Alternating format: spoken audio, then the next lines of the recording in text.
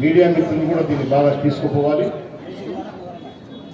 ఈరోజు మన రాష్ట్రంలో ప్రభుత్వము ప్రజలకు కొంత వెసులుబాటు కల్పించాలనే ఉద్దేశంతో పూర్వకాలం ఎప్పుడో మీకు ఊళ్ళో గ్రామాల పేర్లు కానివ్వండి, తర్వాత మార్పులు జరిగింటాయి. పూర్వం ఏదో పేరు ఉంటుంది, తర్వాత మార్పులు జరిగింటాయి. మళ్ళీ ఇప్పుడు అటువంటివన్నీ రిక్వెస్ట్లు తీసుకొని బౌండరీస్ కూడా ఒక మండలం ఒక్కొక్కసారి ఎట్లుంటుందంటే ఒక మండలము ఈ నియోజకవర్గాలు ఉంటుంది, పక్క నియోజకవర్గాలు ఉంటుంది. గతంలో మన కొత్తపల్లి మండలం అట్లా ఉండేది. 9 గ్రామ పంచాయతీలు ఆత్మకూరు నియోజకవర్గం ఉండేటివి, 3 గ్రామ పంచాయతీలు నందికొట్కూరు నియోజకవర్గంలో ఉండేది. ఈ బౌండరీస్ కానీ గ్రామాల పేర్లు కానీ ఇంకా రకరకాలుగా ఏదైనా ప్రజల అభిప్రాయాలు తీసుకుంటే కార్యక్రమం ఈరోజు ప్రభుత్వం స్టార్ట్ చేసింది. ఏం తప్పు కాదు. కానీ శ్రీశైలం ఏదైతే ఉందో ప్రముఖ దేవస్థానం, భ్రమరాంబ అమ్మవారు, మల్లికార్జున స్వామి వారు కొలువైన ప్రదేశం, పవిత్రమైన నియోజకవర్గం ఇది. మనం పుట్టలే, మన నాయనగారు పుట్టలే, తాతగారు పుట్టలే, వాళ్ళ తాతలు పుట్టలే, వాళ్ళ తాతలు పుట్టలే, ముత్తాతలు పుట్టలే. అప్పటి నుంచి ఈ శ్రీశైలం అనేది కర్నూలు జిల్లా ఎప్పుడో 1800 సంవత్సరాలు ఏర్పడింది. కర్నూలు జిల్లాలోనే మనకు మతికొచ్చిన, మన తాతగారికి మతికొచ్చిన మొట్టమొదటి నుంచి కర్నూలు జిల్లాలోనే ఉంది.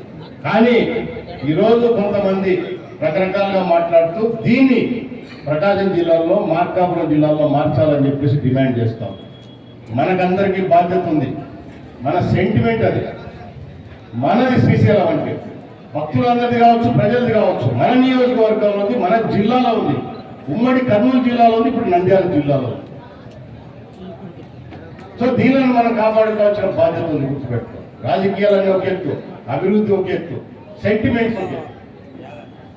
అందరికి కూడా విజ్ఞప్తి చేసేది ఇది పార్టీలకు అతీతంగా మనము దీనిపైన ఫైట్ చేయాల్సిందే. మన ప్రభుత్వంలో మనం ఉన్న మన గౌరవ ముఖ్యమంత్రికి చెప్పాల్సిందే, సంబంధిత అధికారులకు, సంబంధిత మంత్రులకు, అలాగే ఎన్డీఏ కూటమి పెద్దలకు, అందరికి కూడా మీరు కూడా ఎన్డీఏ కూటమిలో ఉన్నారు కాబట్టి మీరు కూడా మీ పార్టీలకు ఖచ్చితంగా ఈ విషయాన్ని దృష్టి సబ్జెక్టును వాళ్ళ దృష్టికి తీసుకుపోవాలి, చెప్పాలి.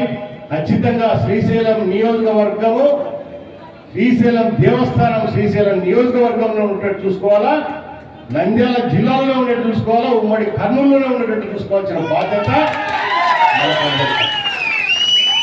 ఒకవేళ అటువంటి జరగకపోతే మనం ఏ త్యాగాలకైనా సిద్ధంగా.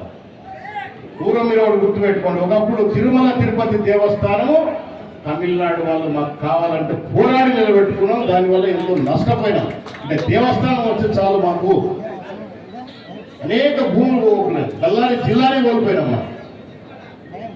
సో ఇవన్నీ చాలా మందికి ఇప్పటి వాళ్ళకి తెలియకపోవచ్చు. ఇక మీద మీరు కూడా చదవాలా, తెలుసుకోవాలా చరిత్ర. మనకు మధ్యకి రాకముందు, బ్రిటిష్ వాడు రాకముందు నుంచి ఈ ప్రాంతంలో ఉంది. అసలు మార్కాపురమే కర్నూలు జిల్లాలో ఉంది ఒకప్పుడు. ఇది కాదు, మార్కాపురం ప్రాంతమే కర్నూలు జిల్లా.